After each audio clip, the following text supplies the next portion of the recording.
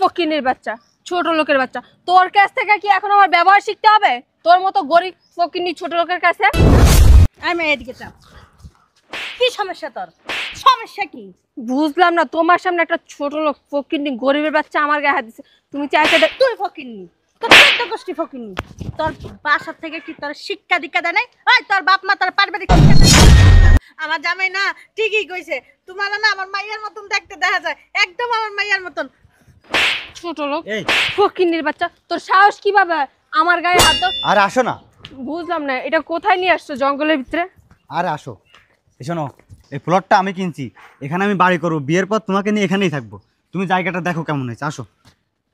সুন্দরই তো আছে জায়গাটা, নিরিবিলি ঠান্ডা আবহাওয়া।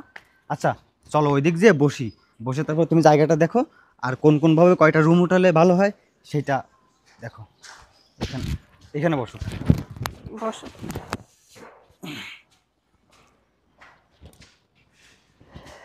জায়গাটা সুন্দর না বলো? হ্যাঁ অনেক সুন্দর। আল্লাহ রাস্তা কটা ভিক্ষা দেন না, খালাম্মা আব্বা কটা ভিক্ষা দেন না। আমরা না গ্রামের থেকে আইছি, খালাম্মা শুনেন না, আমরা গ্রামের থেকে আইছি, হ্যাঁ কিছুই খাই নাই, সারাদিন হয়ে গেছে গা, রাত হয়ে যাবো একটু পরে, আমরা খিদায় মরে যাইতেছি গা। ফকিন্নির বাচ্চা, তোদের জন্য কি এখানে খাবার নিয়ে এসে বসছি? হ্যাঁ, তোরা খাস নাই তো আমি কি করব? খাবার দিয়ে লাগতো না, আপনি আমারে 10টা টাকা দেন, আমরা দুইজনে 5 টাকা রুটি খামু। তোরা কি 10 টাকা কামাই করে আমার দিয়ে গেছিস? হ্যাঁ, তোদেরকে আমি দিয়ে দিব? হ্যাঁ, এমন করতেছো কেন? গরিব মানুষ তো, দাঁড়াও আমি কিছু দিয়ে দিই। আরে কি দিবা তুমি? হ্যাঁ, পাগল হয়ে গেছো? টাকা রাখো তো। এদেরকে তুমি চিনো না, এরা হচ্ছে ফকিন্নির জাত না, কিভাবে মানুষের টাকা খসাইবো ওই ধান্দায় থাকে। টাকা রাখো তো, এটা ওদের ব্যবসা। শুনেন, আমাদেরকে ভুল বুঝবেন না, আমরা ভিক্ষুকও না, আমরা ধান্দাবাজও না। আমরা এই ঢাকা শহর আসছিলাম, আমার মাইয়া থাকে ঢাকায়, সে অসুস্থ, তারা দেখার জন্য আসছিলাম, কিন্তু এসে না আমরা ঠিকানা খুঁজে পাইনি। আজকে 2টা দিন যাবত আমরা শুধু ঘুরতেছি, পাপও ফুলে গেছে সব, হাতে টাকা নাই, ঠিকানাও পাচ্ছি না, এখন ক্ষুদায় আর হাঁটতেই পারতেছি না। সেই জন্য আপনাদের কাছে কয়টা টাকা চাইতেছি, আমরা খাবো, আর কিছু টাকা বাঁচলে আমরা গ্রামের বাড়ি চলে যাব। হ্যাঁ মা, আমার জামাই না ঠিকই কইছে, তোমার না আমার মাইয়ার মতন দেখতে দেখা যায়, একদম আমার মাইয়ার মতন। ছোট লোক ফকিন্নির বাচ্চা, তোর সাহস কিভাবে আমার গায়ে হাত দাও? তোর কি পরিবেশ আর আমার কি অবস্থা তুই দেখছ? হ্যাঁ, তোর শাড়ির কি নোংরা অবস্থা, তোর শাড়ি তো কত ময়লা বের আসছে, তুই তো দিলি আমার দামি শাড়িটা নষ্ট করে। কি শুনবা? হ্যাঁ চুপ, ওনার সাথে তুমি এরকম ব্যবহার করতেছো কেন? আমার তো এখন ইচ্ছা করতেছে এই মহিলার গলা টিপা মেরে দিই। আরে উনি তো একটা মুরব্বী মানুষ, আমাদের মায়ের সমান, তো এমন ব্যবহার কেন করতেছো বলো? মায়ের সমান মা তার না, ওর মতো ফকিন্নি না আমার মা হইতে পারবো না। আমাদের বাড়ির যে কাজের লোক আছে না, কাজের লোক এর থেকে ভালো পোশাক পরে। আরে ওরা তো বলছে যে ওরা ফকিন্নি না, ওরা একটা বিপদে পড়ে তারপর সাহায্য চাচ্ছে, দিয়ে দিন 1000 টাকা দিয়ে দিন। পাগল হয়েছো? 1000 টাকা দিয়ে দিবা? আজকালকার দিনের মানুষের না রূপ তুমি চিনো না। স্যার আপনারা অনেক ভালো মানুষ, আপনি আমার পুলার মতন স্যার। এই যে মানুষে কিভাবে বসে আনতে হয় না এটা জানে। আমার কথা বলতেছে আমার মেয়ে দেখতে পুরো আপনার মতো, এখন আবার কি বলতেছে তোমার? তুমি নাকি দেখতে ওনার ছেলের মতো। হ্যাঁ, আমার একটা মাইয়া একটা পুলা আছে তো। হ্যাঁ তাই যা। ম্যাডাম, আপনার ব্যবহার তো খারাপ কেন? মায়ের বয়সে একটা মানুষের গায়ে হাত দেন। ফকিন্নির বাচ্চা, ছোট লোকের বাচ্চা, তোর কাছ থেকে কি এখন আমার ব্যবহার শিখতে হবে? তোর মতো গরিব ফকিন্নি ছোট লোকের কাছে? হ্যাঁ, এই তুমি চুপ থাকো। এই যে ম্যাডাম, আপনার ব্যাপার এত খারাপ কি লিগা? আপনি যে সংসারে বউ হয়ে যাইবেন, সেই সংসারে বেডা গো একটাও চুল থাকতো না। কি কি বললি ছোট লোকের বাচ্চা? হ্যাঁ, তোর কাছে জিজ্ঞেস করব আমি যে সংসারে যাব ওই সংসারে কারো চুল থাকবে না, কারো কি থাকবে? হ্যাঁ ছাড়ো না। তোরা যে ফ্যামিলিতে বড় হোক, তোদের মন মানসিকতা না ওই ফ্যামিলির মতোই থাকবে। আমাদের মতো ফ্যামিলিতে যাইতে হলে না যোগ্যতা লাগে, ওই যোগ্যতা তোদের আছে। ছোট লোক, খাস্ত মানুষের বাসায় কাজ করে আবার বড় বড় কথা বলো, ফকিন্নি কথা। ম্যাডাম, আমরা কাজ করে খেতে পারি, আমরা গরিব হতে পারি, কিন্তু আমাদের ব্যবহার ভালো। আপনার মতো কুত্তা মেজাজি ব্যবহার আমাদের না। ফকিন্নির বাচ্চা, ছোট লোকের বাচ্চা, তুই কি বললি? কথা কথা গায়ে তোরে আজকে। আরে শোনো না। ছাড়ো তুমি, কি বললি তুই? হ্যাঁ, 1 মিনিট দাঁড়ান স্যার, এটা কি আপনার বউ? না বউ হয় নাই, বউ হবে, তোরে জিজ্ঞাসা করবে। আর তুমি ছাড়ো ফকিন্নির বাচ্চা। আরেকটা কথা বলবি, জুতা দিয়া বাইরে না, হাড্ডি গুড্ডি সব ফাটায় ফেলবো, বেয়াদব কথা করে। আপনি ওকে মারতেছেন কেন? কথায় কথায় গায়ে হাত তোলেন, আমি বুঝি না কিছু। কি করবো? চুমা দিব? আরে ফকিন্নির বাচ্চা, চুমা দেই? কি দেখবো?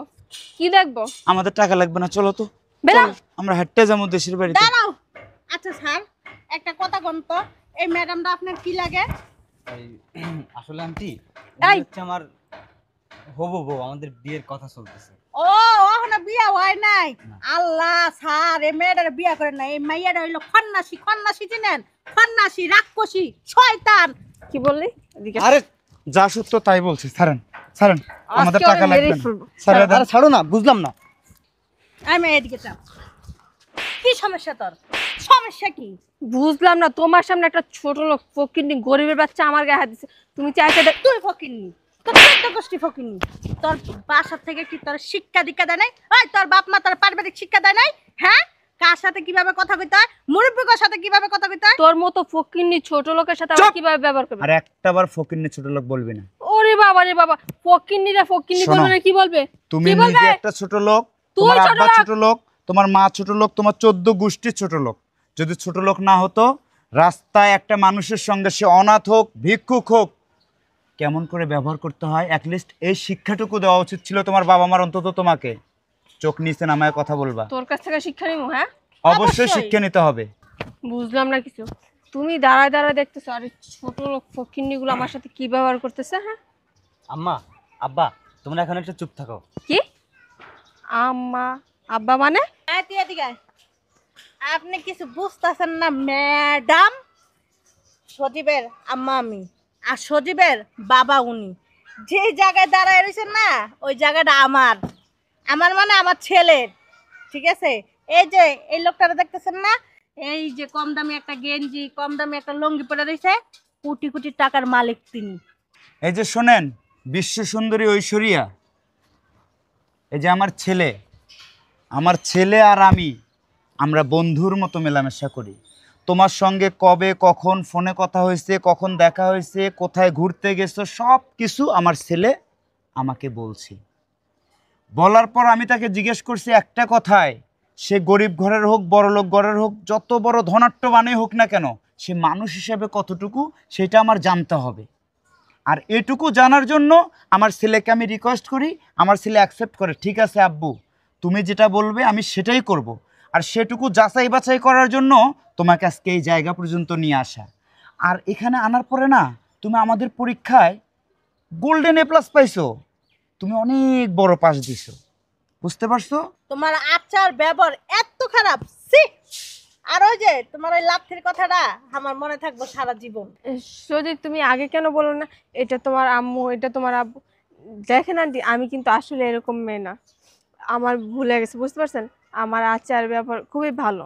সেটা তো তোমার কথায় বোঝা যাচ্ছে, তোমার শারীরিক অঙ্গি ভঙ্গিতেই বোঝা যাচ্ছে। আমরা যে তোমার হবু শ্বশুর হবু শাশুড়ি, আমাদের কাছে একটু হাতটা বের করে জোর করে ক্ষমা চাবে না, সেটুকু হচ্ছে না। তুমি কিভাবে আসো? এইভাবে হ্যাডাম নিয়ে দাঁড়িয়ে আসো। না মানে uncle, আমি সবসময় হাতটা এভাবে রাখি, তো এই কারণে। শোনো মেয়ে, আমি তোমাকে বলি, জীবনে বাঁচতে গেলে না, টাকাটা যেমন প্রয়োজন, তেমনই সুশিক্ষার প্রয়োজন আছে। তুমি যত কোটি টাকার মালিকও হও না কেন, তোমাকে মানুষকে ভালোবাসতে হবে, মানুষকে শ্রদ্ধা করতে হবে, স্নেহ করতে হবে, রেসপেক্ট করতে হবে, তাহলেই তুমি প্রকৃত মানুষ হবে। এ শোনো, আমি জানতাম তুমি বিয়াদব, তুমি অহংকারী, কিন্তু তুমি যে এতটা নীচ, এতটা জঘন্য, আমি আসলে বুঝতে পারিনি। আমার বাবা মা আমাকে সেই ছোটবেলা থেকে শিক্ষা দিছে, মানুষ ধনী হোক গরিব হোক তাকে সম্মান দিতে, তাদের শ্রদ্ধা করতে, মা বাবার মতো দেখতে। আর তুমি সেইটুকু করো নাই, তোমার ভিতর না সেই শিক্ষাটুকু নাই। একজন মুরব্বী মানুষদেরকে কিভাবে সম্মান দিতে হয় এইটুকু তুমি জ্ঞান বুদ্ধি রাখো নাই, এইটুকু সম্মান তোমার ভিতর নাই। আসলে তুমি একটা বিয়াদব, তুমি একটা অশিক্ষিত, তুমি একটা মূর্খ। শোনো মা, শুধু লেখাপড়া করলেই শিক্ষিত হওয়া যায় না। আর একজন শিল্পপতি হলেই তার যে আচার ব্যবহার ভালো হবে, এটাও কোথাও লেখা নেই। বোঝা যায়, তোমার মতো মানুষদেরকে দেখলে বোঝা যায় তুমি যে অশিক্ষিত মূর্খ, সেটা তোমাকে দেখলেই বোঝা যায়। আরে চুপ থাকো, তুমি কারে কি কইতাছো? এত শিক্ষিত মূর্খ। শোনো, তোমাকে একটা কথা বলি, আমার আব্বা আর আম্মা তোমাকে পছন্দ করেছি কিনা আমি জানি না, তবে আমি তোমাকে বিয়ে করতে পারবো না। অসম্ভব, এরকম অহংকারী মেয়ে কোনোভাবেই আমার ফ্যামিলিতে আমি নিয়ে যাব না। সজীব, আমার না ভুল হয়ে গেছে এটা। দেখো, ভুল তো মানুষের হয়, অন্য কিছুর হয় না। চুপ থাকো, তুমি আর একটা কথাও বলবে না। তোমার কত বড় সাহস, তুমি আমার সামনে আমার আব্বা আমার আম্মার গায়ে হাত তুলেছো এবং কি কাদের লাথিও মেরেছো, আর তারপর তুমি কিভাবে ভাবো যে তোমাকে আমি বিয়ে করব, তোমাকে নিয়ে আমি সংসার করব? যখন তুমি আমার আব্বা আম্মার গায়ে হাত দিচ্ছিলে না, তখন আমার কি ইচ্ছা করতেছিল জানো? আমার ইচ্ছা করতেছিল তোমাকে এখানে গাইড়া ফেলাই, কিন্তু আমার আব্বা আম্মা আমাকে বারবার ইশারা দিচ্ছিল জানো তোমাকে আমি কিছু না বলি। সজীব, বাসায় চলো। শোনো, তোমাকে বলছি, কোনোদিন আমার ছেলের সঙ্গে যোগাযোগ করার চেষ্টা করবে না। ফার্দার যদি যোগাযোগ করো, তার পরিণাম অনেক খারাপ হবে, বলে দিচ্ছি। সজীব, আসো। তোর জন্য মেয়ে দেখে রাখছি, তুই ওই মেয়েটারই বিয়া করবি। চল। আচ্ছা আম্মা ঠিক আছে। এটা আমি কি করলাম? এই আমার মেজাজের জন্য আমি ঘরেও কিছু করতে পারতেছি না, বাইরেও কিছু করতে পারতেছি না। মাঝে মধ্যে ইচ্ছা করে, মনটা চায় মেন্টাল হসপিটালে গিয়ে ভর্তি, আর কিছু ভালো লাগে না।